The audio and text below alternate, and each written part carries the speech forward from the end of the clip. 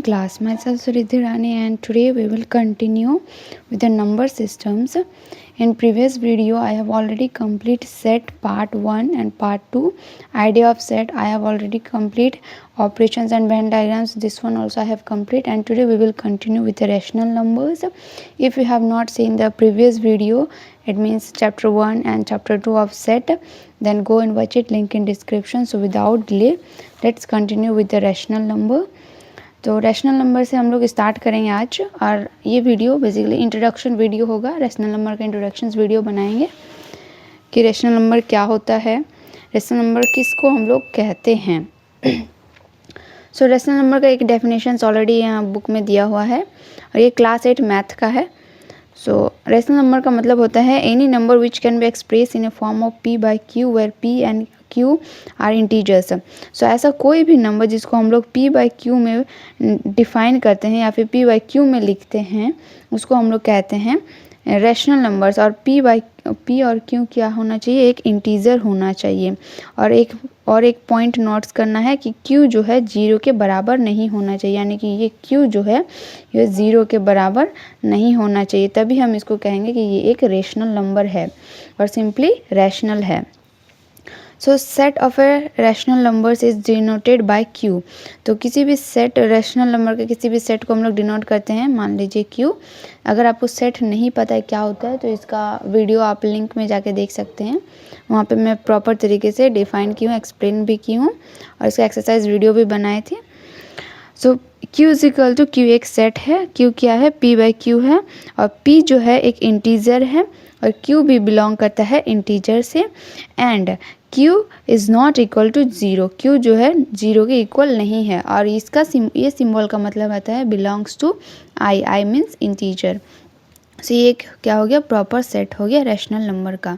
सो थर्स अगर हम इसको निकालेंगे तो इसमें क्या क्या आंसर आ जाएगा, 5/7 -7/11 8/13, ये सारा क्या हो गया, रैशनल नंबर हो गया। अब हम लोग कुछ एग्जाम्पल के थ्रू समझते हैं कि रैशनल नंबर क्या होता है। जैसे कि all fractions are rational number, जितना भी फ्रैक्शंस है, जितना भी फ्रैक्शंस वाला मैथ है उसको हम लोग कहेंगे रैशनल नंबर।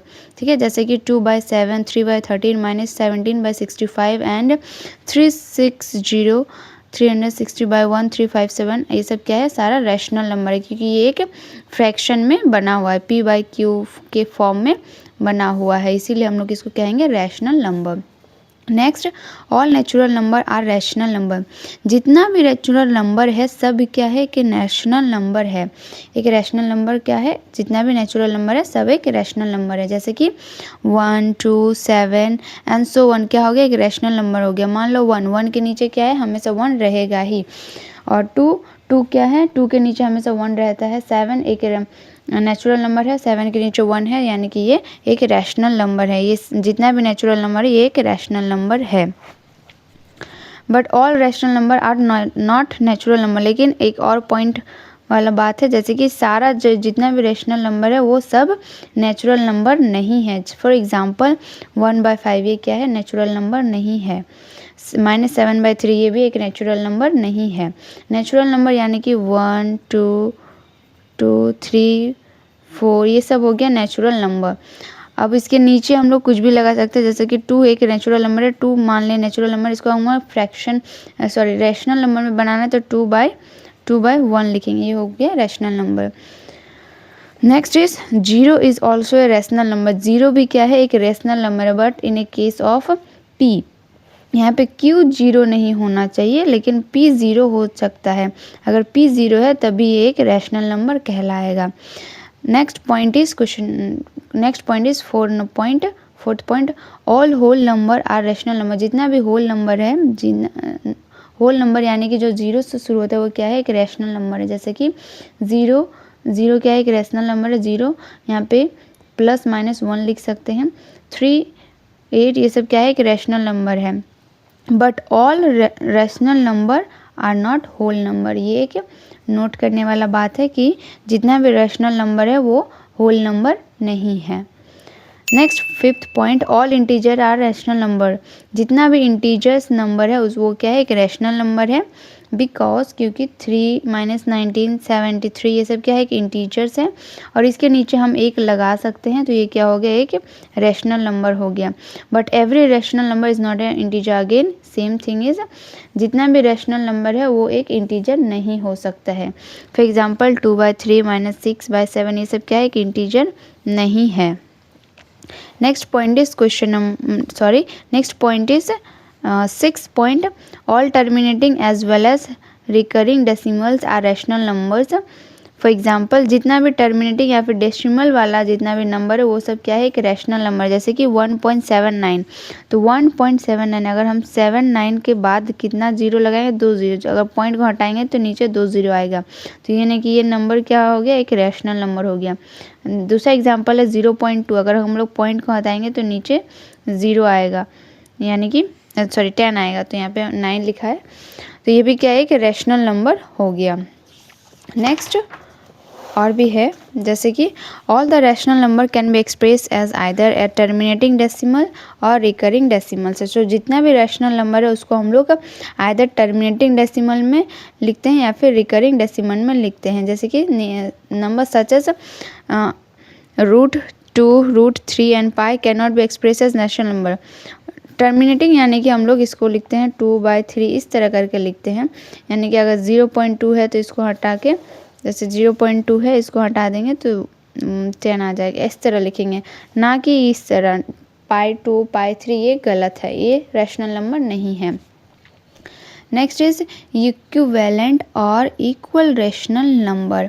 सो इक्विवेलेंट और इक्वल रैशनल नंबर कैसे होता है, अगर numerator और the denominator of a rational number are multiplied or divided by the same non-zero number।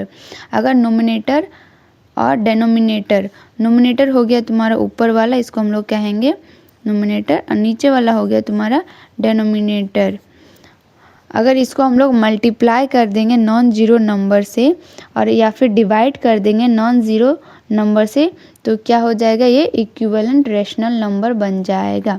इसका एग्जांपल से समझते हैं, और m जो जिससे हम डिवाइड करेंगे वो ज़ीरो नहीं होना चाहिए, इसको हम लोग एग्जांपल से समझते हैं। जैसे एग्जांपल यहाँ पे ऑलरेडी गिवन है, 3/4 मान लेते हैं। अब 3/4 को क्या करेंगे, इक्विवेलेंट बनाना है, तो 3/4 को हम लोग इंटू कर देंगे 2 के साथ, तो क्या आ जाएगा 6/8। अगेन 3/4 को हम लोग 3 के साथ इंटू कर देंगे तो 9/12 आ गया। अगेन 3/4 को हम लोग 5 के साथ इंटू करेंगे तो 15/20 आ जाएगा, एंड सो ऑन। यानी कि हम लोग जितना, ये मान लेते हैं m को क्या करेंगे, ऊपर भी मल्टीप्लाई करेंगे और नीचे भी मल्टीप्लाई करेंगे, यानी कि सेम नॉन जीरो नंबर से मल्टीप्लाई करेंगे, तो क्या होगा, ये इक्विवेलेंट रैशनल नंबर बन जाएगा। या फिर उसको डिवाइड करके भी हम इसको इक्विवेलेंट रैशनल नंबर बना सकते हैं। तो thus the two rational numbers a, b and c, d are equivalent if a, d is equal to b, c। a और d जो है इंटू होगा, ये इंटू होगा, और बी और सी जो है ये इंटू होगा, और ये दोनों इक्वल होगा, तभी हम लोग कहेंगे कि ये एक इक्विवेलेंट रैशनल नंबर है। Next is standard form of a rational number. Rational number का एक स्टैंडर्ड फॉर्म भी होता है। A rational number is said to be in a standard form और simplest form if it numerator and denominator have no common factor except 1। ऐसा number जिसका nominator और denominator में कोई कॉमन फैक्टर ना हो, सिर्फ एक ही हो, उसको हम लोग कहेंगे स्टैंडर्ड फॉर्म या फिर simplest form of rational number. इसको भी हम लोग एग्जाम्पल से समझते हैं, ये एग्जाम्पल से आसान हो जाएगा। जैसे कि 1/3, 2/5 एंड -11/13। तो इसका क्या है, एक ही कॉमन फैक्टर है। जैसे कि आप देख सकते हैं 3 का कॉमन फैक्टर क्या है, 3 होगा या फिर 1 होगा। 5 का कॉमन फैक्टर क्या है, आइदर 5 होगा या फिर 1 होगा। तो हमें क्या बोला है, न्यूमरेटर या फिर डिनोमिनेटर में, न्यूमरेटर एंड डिनोमिनेटर में क्या होना चाहिए, एक ही कॉमन फैक्टर होना चाहिए। तो -11 एंड 13, -11 का क्या होगा, -11 एंड 1, एंड 13 का क्या होगा, 13 एंड 1। तो यानी कि इसमें क्या आ गया, एक ही कॉमन फैक्टर आ रहा है, तो इसको हम लोग कहेंगे standard form of a rational number. Next कुछ ऑपरेशन हमें दिया गया है, ऑपरेशंस ऑन रैशनल नंबर, जैसे कि additions of rational number. Rational number को हम लोग कैसे एडिशन करते हैं, तो सबसे पहले एडिशन करने के लिए दो केसेस बताया गया है। फर्स्ट केसेस है when the given rational number have the same denominator proceeded as the following.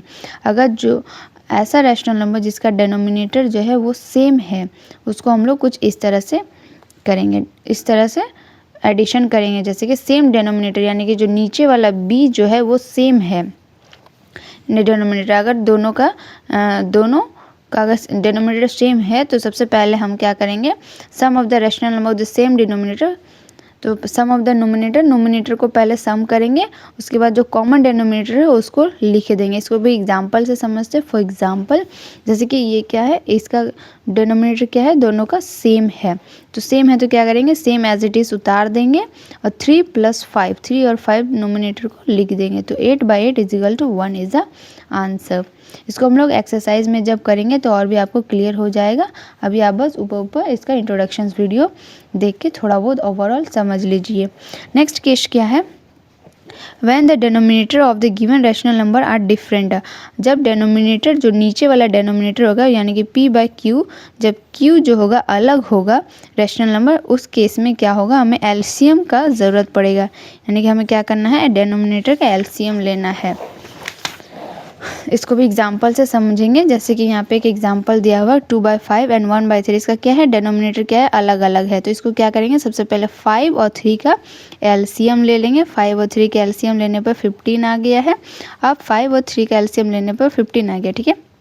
उसके बाद 2/5 जो 15 जो आएगा, यानी कि 5 का टेबल में 15 कितना बार में आएगा, 3 बार में आएगा। जब हम इसको भी 3 से गुना करेंगे, जब इसको 3 से गुना करेंगे, मल्टीप्लाई करेंगे, तो ऊपर वाला को भी 3 से ही मल्टीप्लाई करेंगे, तो क्या आ जाएगा, 6/15।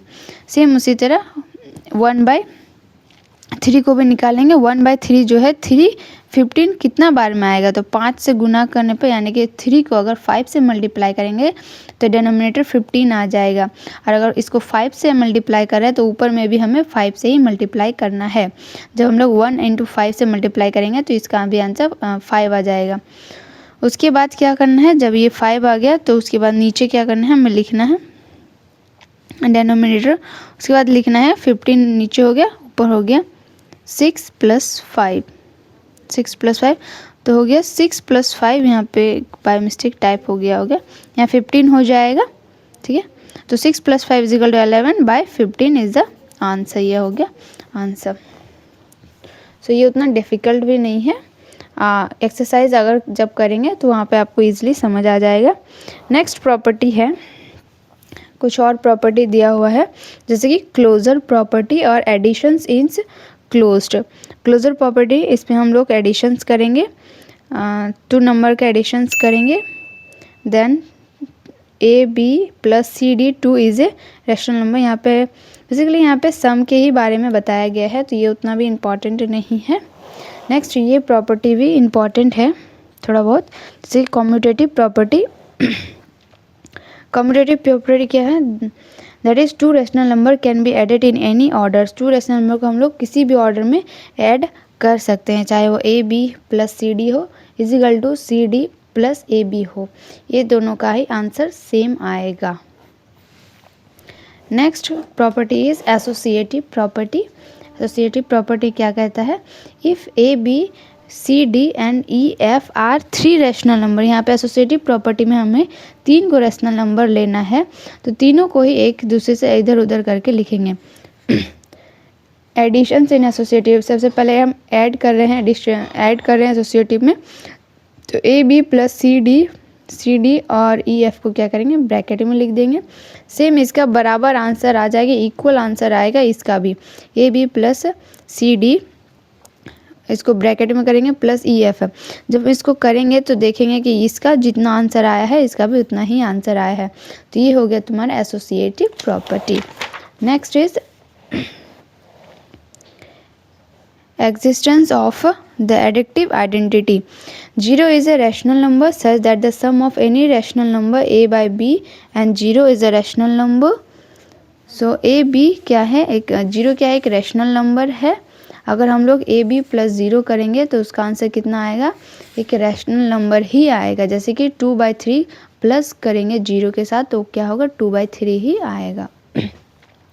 Next is existence of additive inverse. अब क्या है, इसका इनवर्स, जैसे कि for each rational number a by b there exist another rational number. A by b के लिए हमेशा एक इनवर्स अनदर रैशनल नंबर भी होता है। जैसे कि ए बाय बी क्या है, एक प्लस में है, तो उसी का इनवर्स क्या है, ए बाय बी माइनस में है। सच दैट देयर सम से जीरो, और इसका जो सम आएगा वो हमेशा जीरो आएगा। That is a by b plus minus a by b equal to minus a by b plus a by b equal to zero. ये एक क्या है, existence of the additive inverse बताता है, यानी कि इसका ऑपोजिट। उसके बाद कुछ और प्रॉपर्टी है, जैसे कि प्रॉपर्टी ऑफ सब्सट्रैक्शंस, ये भी क्लोजर प्रॉपर्टी है, एसोसिएटिव प्रॉपर्टी है, कम्यूटेटिव प्रॉपर्टी, और ये सब्सट्रैक्शंस के लिए हमें बताता है। तो सब्सट्रैक्शंस, तो इसको हम लोग क्या करेंगे, उतना डिटेल पे नहीं जाएंगे, जैसे जैसे हम लोग एक्सरसाइज करेंगे उसके थ्रू हमको पता चल जाएगा। और आगे क्या है, सिर्फ एक्सरसाइज बनाना है। सो इतना ही था इंट्रोडक्शंस वीडियो में। So if you like the session, do like, share and subscribe and share with your friend and support me. So once again, thank you.